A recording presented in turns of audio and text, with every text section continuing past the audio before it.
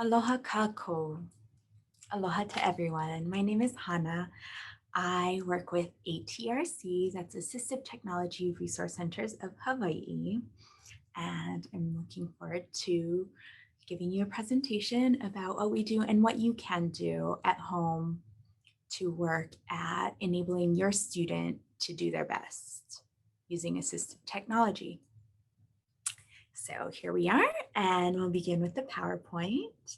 So we're calling this Hocus Focus, using technology to work magic. So quick tips and tricks for accessible learning from home. Okay, here we go. So ATRC, so you're aware, we are a nonprofit organization. We provide access to assistive technology for people with disabilities of all ages. Please excuse me when I reference my PowerPoint. So we provide information, education, and training to individuals throughout the Hawaiian Islands through comprehensive programs. Our mission is to link individuals with technology so all people can participate in every aspect of life. We empower individuals to maintain dignity and control in their lives by promoting technology through advocacy, training, information, and education. What is assistive technology? It is any item or equipment that helps people work around challenges so they can learn, communicate, and function better. It can be homemade, specially designed, modified, or commercially available. There are 3 basic types of assistive technology, and it is anything that helps a person do a task. So we have low tech, which is easy to do by yourself, which we're going to expand on, since a lot of people right now are in their homes learning from home and can be used every day. Mid tech may be provided by the school or available to borrow here at ATRC. High tech, I'd like you to know how to find out how to access or get built-in tools with the tech that you may already have. So these are the 3 things we'll be looking at today. So examples of low-tech devices. They are easy to find or make. They're the most common form of assistive technology, which is actually a pretty simple thing. They're present already in many homes and easy to turn into accommodations. They're simple adaptive tools. So what you can do is download the handout,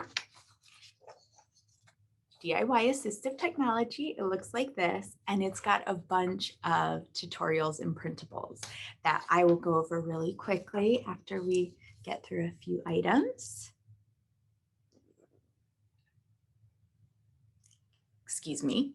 So examples of low-tech devices are jumbo anything. Adapted pencils, pens, and erasers using a slant board, like you'll see in the picture there, which just moves everything onto a slant.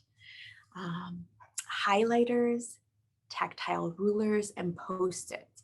You can find out some of the simple ways to make these devices from the handout, which has a bunch of links. I'll just show you a couple of items. So I'm going to reach over.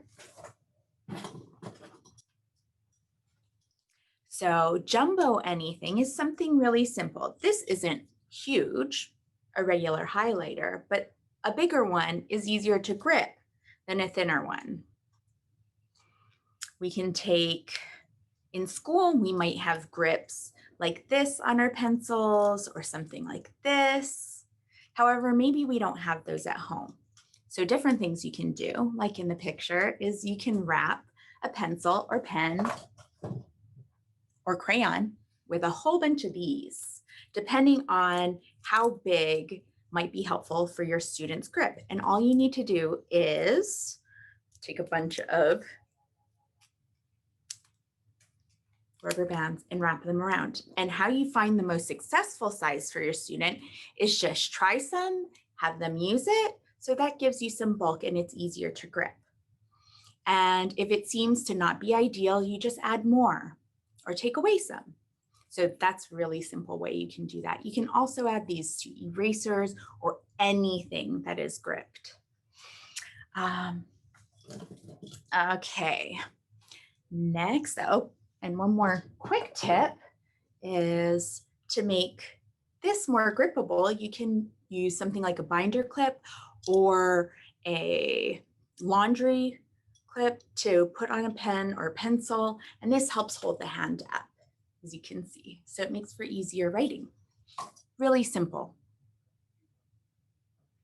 Low-tech devices also include, in additional ways, clips or clothespins to help with turning pages. So a simple example I made here. Okay, so here it can be hard to grip a standard piece of paper, but if you put paper clips on it, it makes it bulkier.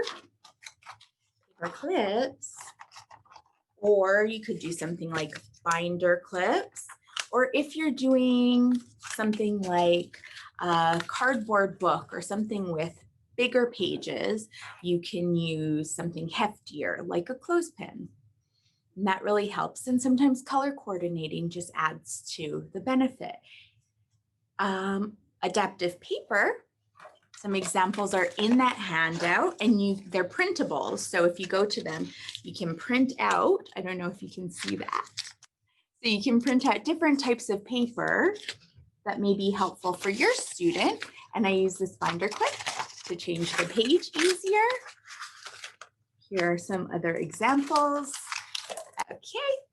Manipulatives can be anything. So examples on the PowerPoint are blocks or cars or any kind of toy. It can be cups, things that are simple to move around. Having tactile devices makes it so much easier for us to work and to process, to help with counting, etc.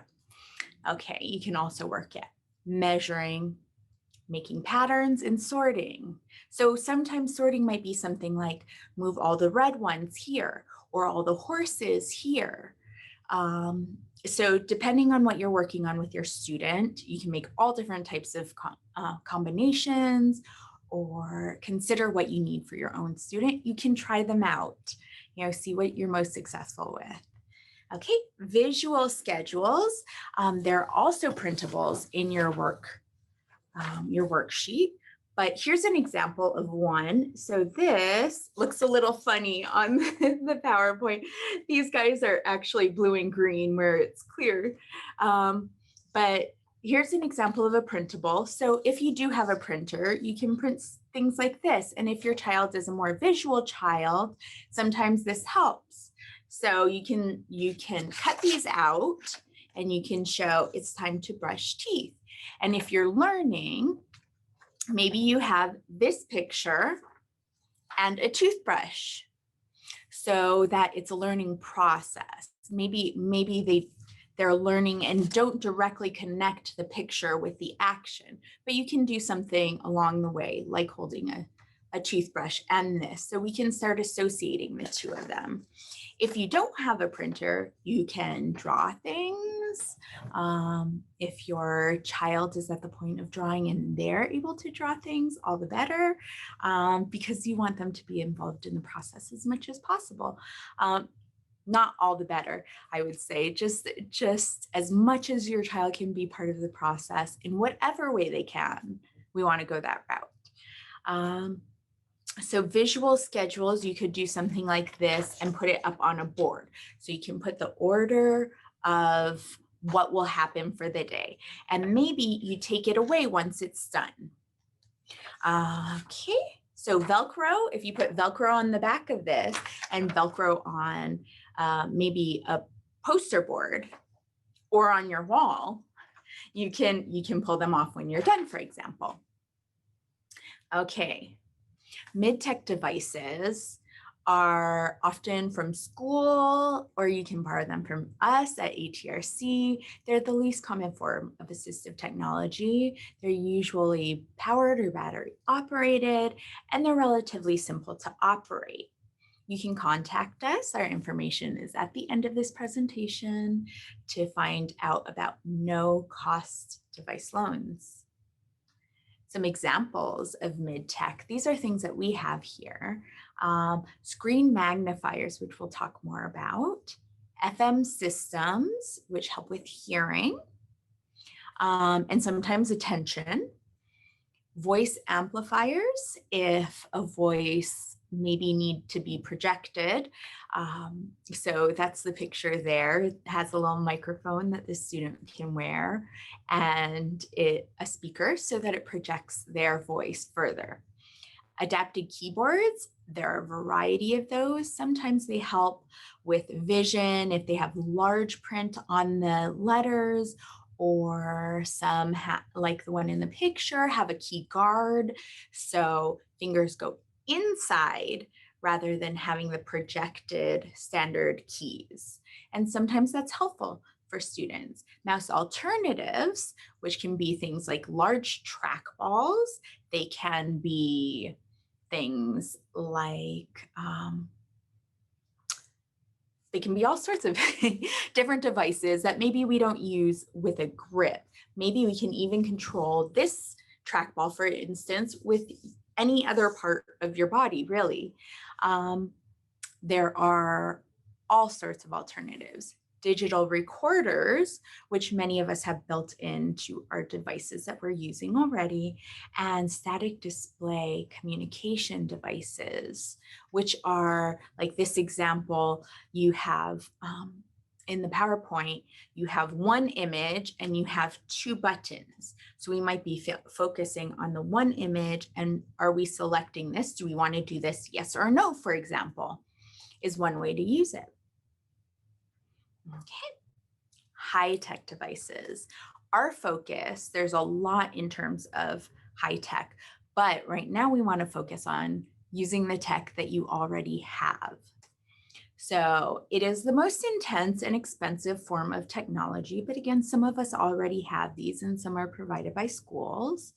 It may incorporate the technology you already have, as I said. So there is, I'll remind you again to download the handout that's on the SPIN page. DIY Assistive Technology. Also, if you have trouble finding it, please email us or get in contact with us. We can send this to you. So on the second page, it has different ways that you can use your existing high-tech devices to optimize learning. And you can contact us again to find out about device loans. High-tech device examples are tablets, including iPads, computers, which can include laptops, a smart board, which may be used more probably on the teacher's end, which are kind of like dry erase boards that communicate things from a distance. Smart pens, like in this picture here, which do really neat things like record audio and actually the video of what you're writing from the little pen point. And so you can go back and pick a point in what you're writing and then have the audio play back for you. You can also download the app on your computer and you can see it all drawn out in time, so that you can see the process. So if somebody's working on maybe a design or a picture, you can see the process of how that was written, the order that it was done in. And if I do, say, a smiley face here, and perhaps the person who's taking notes or recording is not really a writer, but they can see what happened and put their pen back on this first eyeball of your happy face.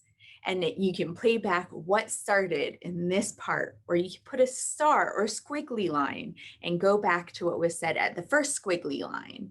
You could do the next squiggly line. So you could draw pictures or just do squiggly lines and have the recorder play back what was happening when you did that squiggly. Text to speech is built into a lot of the existing technology that you may already have. And tips, again, are on that handout. Voice recognition, another thing that's built into a lot of our devices. And people may be familiar with voice recognition tools such as Siri or Alexa, and these can be optimized for learning. They can be optimized for people to do voice input, for writing, and a variety of other tasks. And screen readers. So those are things that read the text on our screens back to us by voice. So some of those tips are in the handout. You can check that out. Okay, using the tech you have, again, scheduling and time management. You could use a Google Calendar, for example. Some teachers already do. You can track the start of the class as well as dates and basically anything time sensitive and set reminders to alert you. So one thing that I've heard from some parents doing distance learning or at home learning is that it can be a struggle to make sure you get into class at the start of class.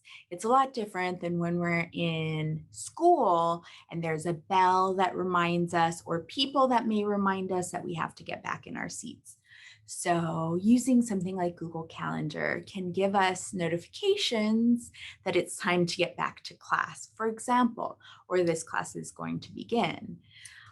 Writing, text to speech, you can hear text read aloud, and there are very simple ways to do that now on our existing technology. So one more shout out. Well, actually, I'll do some more shout outs to this handout, handy little handout. So it has some steps on doing that, as well as some tools for auditory processing, reading comprehension, and tools to help with dyslexia. So some examples of that are speech selection. So you can listen to the words on the screen with customizable rate of speech and word tracking. So that can help us in our comprehension and processing. And what that means is you can speed up or slow down the speech rate. Word tracking means sometimes the words as they say them might be highlighted or underlined, so we can follow along, the student can follow along as we go on to the next word, just as we hear it. You can type with your voice. And so that's using your speech to turn into text on your technology. You can change the way the screen looks by doing things like inverting colors, and that can improve clarity or readability with higher contrast, or you can zoom, magnify anything on the screen to make it more visible. Of course, to zoom, make it more clear. Okay. These are examples of high-tech devices that we don't expect for people to have in their homes already. So they're available to borrow from ATRC. Some examples are daily communication tools. So things that can be used to speak on behalf of a person that may be nonverbal, maybe occasionally nonverbal, or maybe learning. So there are pictures that go with text or pictures that go with spoken words that really help the process and sometimes can be a person's voice. There's software for people with dyslexia and dysgraphia that help process things that may be words that sound similar or different terms. And if you're interested in this, contact us and we can definitely go more into detail. The smart pens, as I had detailed earlier, eye gaze technology, which is really neat tool where it enables you to use your eyeballs to operate the computer or your phone or your technology. So maybe, your student doesn't have use of their hands or their feet or other ways. Maybe it's just easier for them to control things with their eyes. It can be a single eye. There are all different ways to make this specific to your child's needs. And it's a really great option. Some other things we have here, wearable magnifiers and OCR devices. OCR is optical character recognition. So that's something that will see text and read it to you.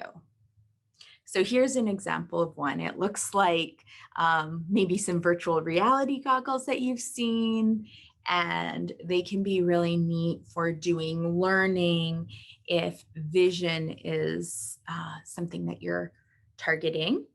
It can do similar things to make things more visible, like magnifying and changing contrast.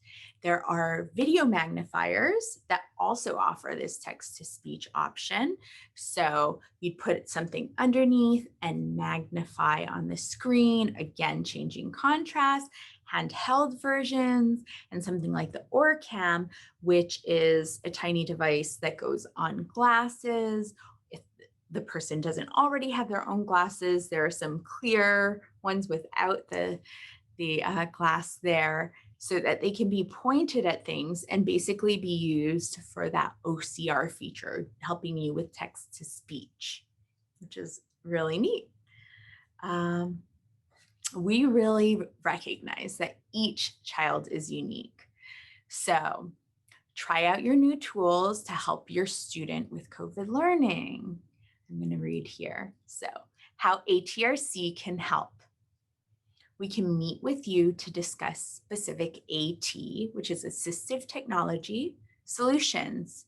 You can borrow tools to try at home or in the classroom or in daily living. We can do a show and tell. And during COVID, we'll do remote conversations, show and tells as precautions, or in person once standard operating resumes. And we partner with parents and professionals, anyone interested, really. Okay, a little bit about ATRC. We are the official assistive technology agency for the state of Hawaii. We work to educate and train individuals throughout the islands on the use of assistive technology through comprehensive statewide programs in cooperation with other agencies.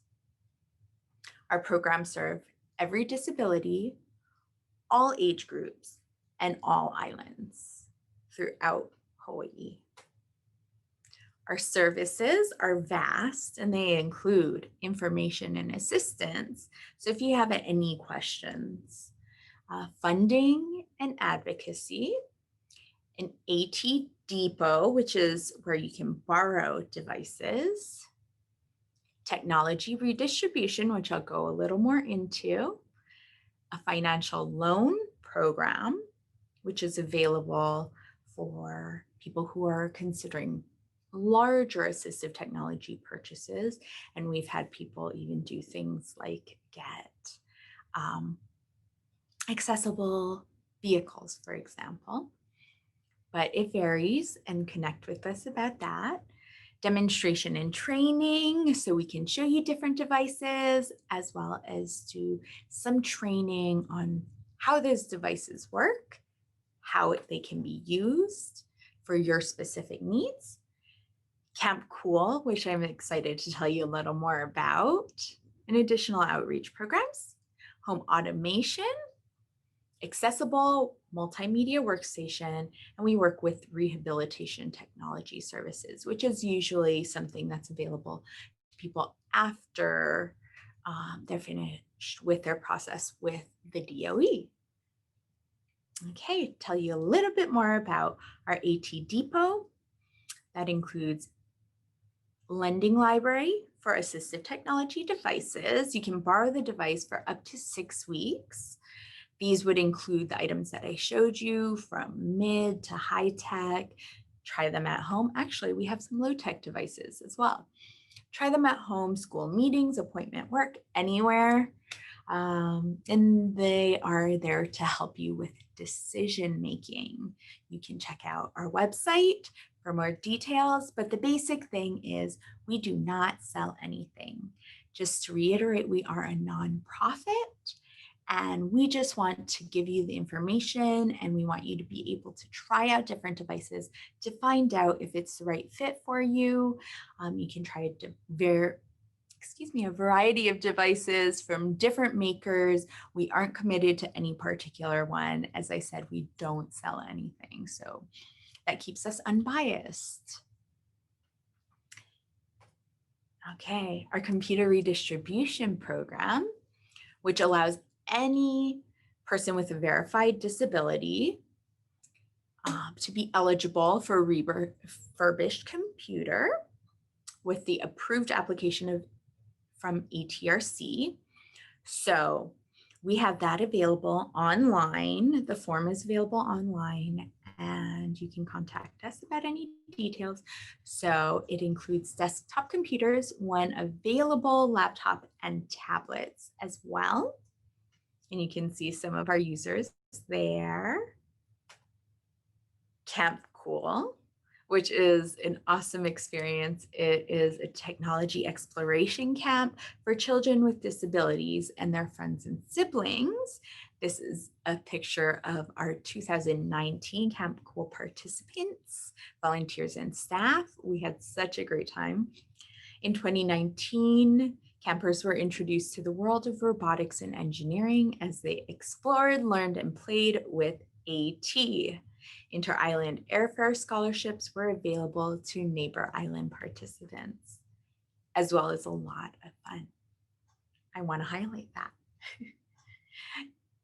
Sign up for the ATRC newsletter so that you can get notifications about our next Camp Cool by emailing me, Hannah, at atrc.org. So HANNAH at atrc.org.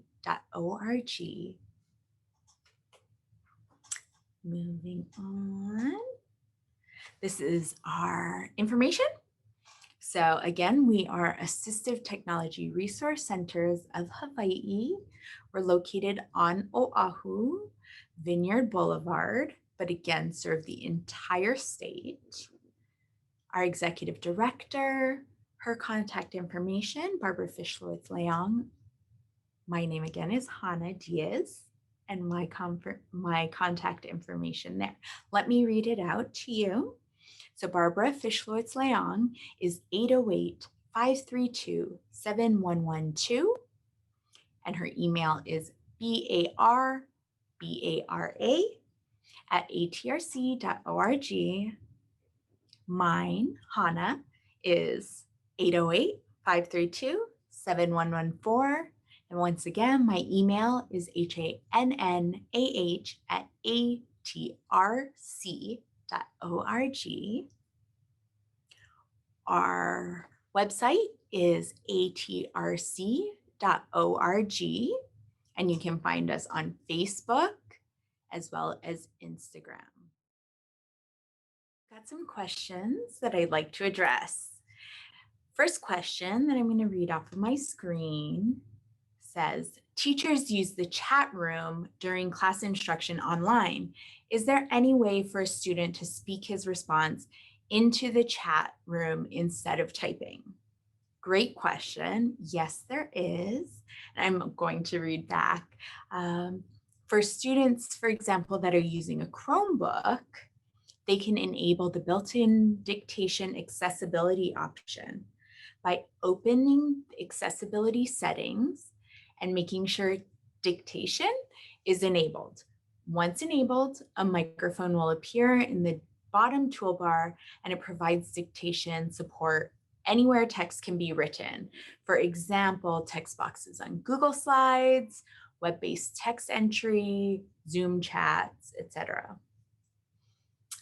Okay, next up, question, does your agency provide free consultation and/or assistive technology assessments for children with disabilities to help parents identify what AT would be helpful for their child?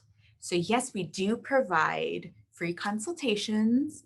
We work synchronously with the DOE. So we don't want to supplant or replace DOE assessments. So we don't officially do assessments.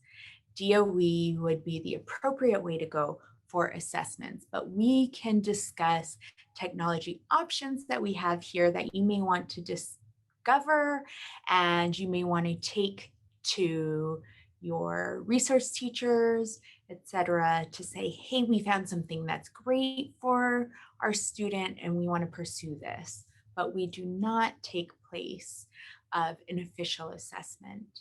We encourage you to check in, though we recognize it's difficult during COVID, but we do encourage you to check in with your support team. Next question, if I can find it. Do you also service adults with disabilities? Absolutely. We service people of all ages with disabilities. So adults and children included. And how can I encourage my child to use but not get too dependent on assistive technology? Okay, so there are two parts that I want to say to that. First of all, assistive technology is something that's meant to enable a person to do something. So it isn't inherently something negative, but I definitely understand the concern that parents and other people have, families and others have on like overuse of screen time. So we've got a couple of tips for that. The tips are things that are just to help reduce screen time outside of learning. So assistive technology can often be helpful, first of all, can often be helpful in everyday life, which goes beyond times of learning or school. But if we're finding an overuse of general screen time, then these are some tips. The first one may be difficult for families. We encourage people, the adults, to remove themselves from tech devices when your child is present or person that you want to encourage to decrease screen time. They will follow in your example. So if you're constantly looking at your phone or your tablet or whatnot for non-essential, say, work purposes, it further encourages or does not discourage your student from doing similarly. We want to have you reward kids for doing things that are not tech related. You can use the parent controls on devices to kind of limit the sort of things that they have access to. And if you haven't yet done that, we encourage you to start now and tell your children first so that they're aware of the changes and then follow through with your decision. They may not like it, but it may be helpful. Then one interesting idea is to assign family chores based on who uses tech the most. So save whoever gets the most, logs the most time of non-school or work tech to the nastiest of household chores. If your child is participating in chores. And we encourage people to make bedrooms a tech-free zone if that's an option in your living situation. One last question we've got is it easy for younger children to access assistive technology? So age and kind of development are two different components, right? So it depends where your child or the person is in their learning, in their dexterity. But one thing, I'll give you an example of some place that assistive technology really helps somebody at a very young age. We had somebody with low vision, a child, she was, I think, 3 years old, and we just used the magnifier on her tablet so that she was able to see her toys. So, and it just brought so much joy to her. If you peruse back through the slides at any time, you may see a picture of her with the tablet elevated and toys under it. It just brought her so much joy to be able to see the devices because you can expand them in a zoom feature. And so assistive technology really is something that is present in a lot of things that we already do, and it doesn't have to be complex to be successful. I want to encourage people to reach out to ATRC if you have questions. Look at our handout for some great ideas, and we can be reached by phone, email, online, at our different social media options. And feel free, if you don't want to necessarily contact us, feel free to connect and subscribe to our social media so you can see some great ideas, sign up for our newsletter to get about quarterly notifications on some neat things that are out there. So I thank you so much for inviting me into your space, and I hope you have a wonderful day. Consider assistive technology as something that helps a person access a task, and it's an asset, not any hindrance. Have a great day. Aloha.